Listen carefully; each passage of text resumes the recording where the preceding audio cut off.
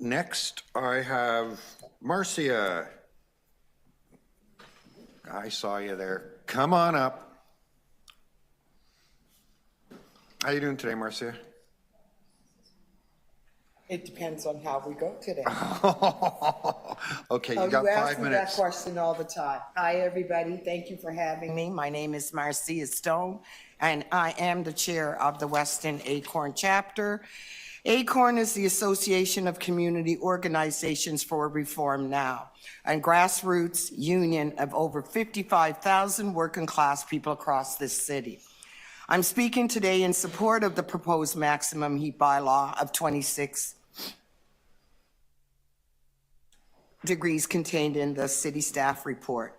The climate crisis is already here. Our summers are getting hotter and hotter.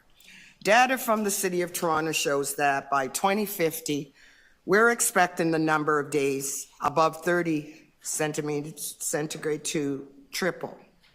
Extreme heat is already negatively affecting the most vulnerable in our city.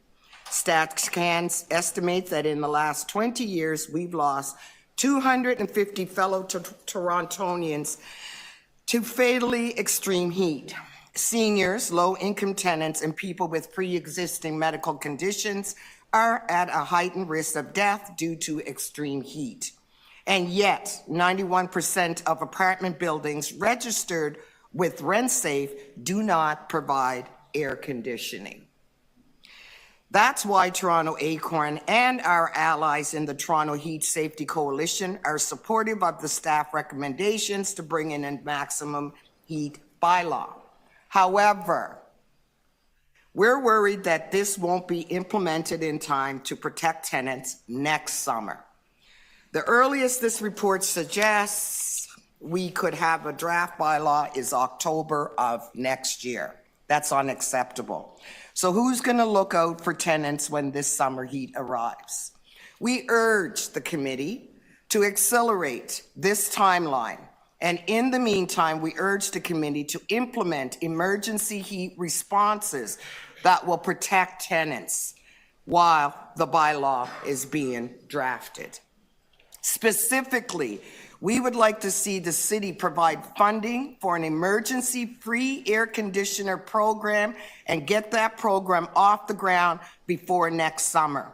Existing programs are simply too difficult to access. A lot of low-income people aren't on social assistance or don't know that there's an allowance for them to get a cooling device, which is very, very true. Even fewer people have heard of the city's hardship fund, which is mentioned in the staff report. And all of these programs require a doctor's note, something that working people would struggle to get when 2.2 million Ontarians don't have a family doctor. Shouldn't be required. You don't need a doctor's note to tell you that it's 40 degrees in your apartment and you don't have an AC. Ridiculous. The staff report before you today points us in the right direction. We need the city to step in and protect tenants' right to stay cool in their homes. But we need the city to act with the urgency that this matter requires. We ask that you accelerate the implementation timeline and move fast to launch an emergency AC program before the next summer heat wave claims more of our neighbors' lives. And with that, I thank you. Thank you. Any questions?